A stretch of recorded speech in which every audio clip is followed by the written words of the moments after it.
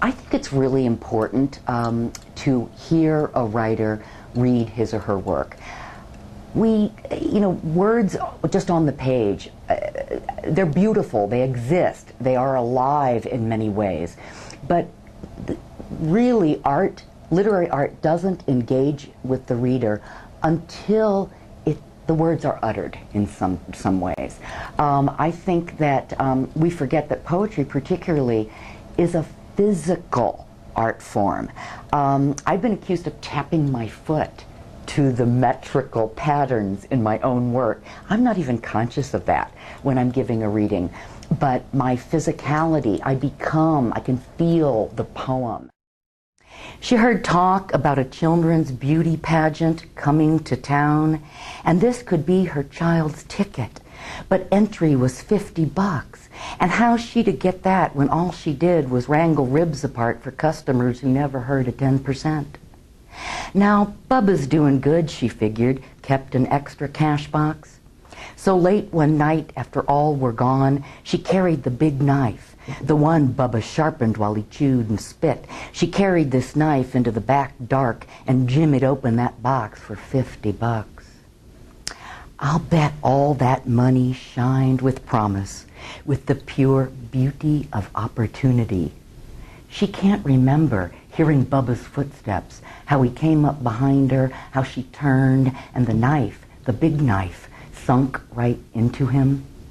What she'll always remember is how she stood there in his blood and clutched $20 bills into nests, how she knew then her daughter would never be beautiful, would always hunger for the wrong things, a boy to bring her a bag of blueberries, his long, hard kiss, her heart wrapped in his hand. Does this answer your questions? Yes, my sister is both lovely and dangerous. And yes, we did the best we could. It's such a marvelous opportunity for literary artists to get out there in the state and get their work heard. The people we met in the communities had stories they wanted to tell us, perhaps in the hopes that we would write them for them or encourage them to write them themselves. And I think that's probably the real value of getting out in the community, is to remind people that they have stories to tell and they have a right to their stories. And this is from a novel that I'm working on, the first chapter. The title is Natural Causes. A detective stood across from the mound in a wrinkled hunting jacket. He coughed without putting his hands to his mouth, his breath a puff of white on the breeze. He was gray-haired, tall, but slightly bulky, an upstate idea, the Marlboro man, face creased by the wind, jaw set tight. He put his hands in his pockets, pulled his gaze away from the body on the mound, long enough to stare at Asa instead. Asa thought she saw him wink, papery pink lids opening and closing above a smile that would almost have been fetching if it weren't for the circumstances. Another really wonderful thing about seeing an author in the flesh is that, you have this sort of image of what someone might look like. And again, our state roster is so diverse. These are the people who are making the literary art in the state, and I think that's really important. 11 de septiembre de 1973. Venceremos, escuché a las 8. Venceremos, escuché otra vez a las 9, y a las 10, y a las 11, y a todas las horas del petrificado día. After, the voices lowered, weakened, fallen, and the silence devoured the echo, echo, echo, echo, echo, echo. Without me realizing, it became the sound of the bullets against the body of those who rose in opposition. Now I see my art as a tool, not only to document the reality as I see it, but try to change the reality for other people and for myself. Tumblewords, I think, is just one of the most wonderful programs throughout the West. I don't understand why it's not a national program, and I'm just absolutely delighted that I get a chance to participate in it in the state of Nevada. I think the small towns being as disconnected as they could possibly feel being way out there, something, comes in from the outside, and it's got to make a difference in some way. If they like it, if they don't like it, if it's something personal to them, or if it's just plain not their taste, they're going to hear about it. The sponsor is going to hear about it, where the art goes, and that's going to be interesting.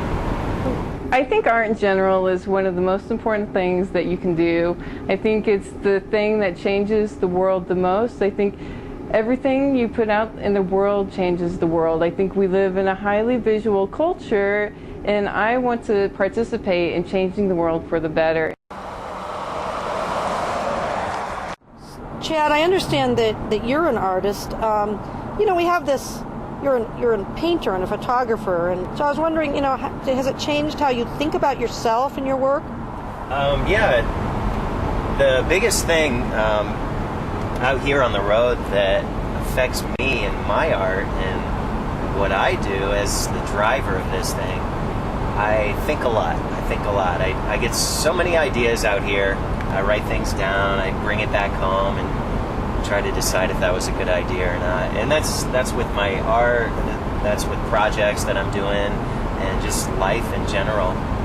But it's just so open out here. It's so wide open that it's really sort of perfect for that type of wide open thinking.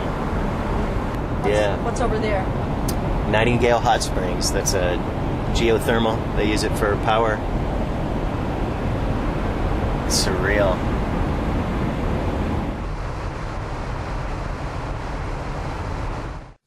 Okay, off to Vegas. We'll see how they like the show.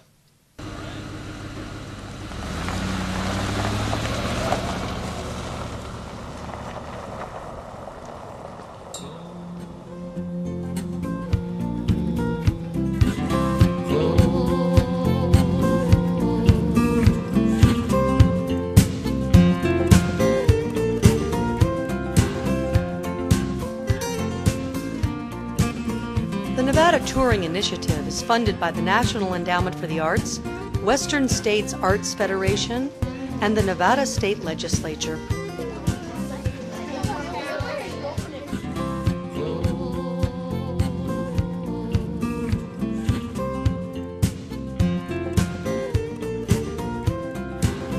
The Nevada Arts Council supports arts and cultural activities across the state and promotes arts education for the benefit of all Nevadans.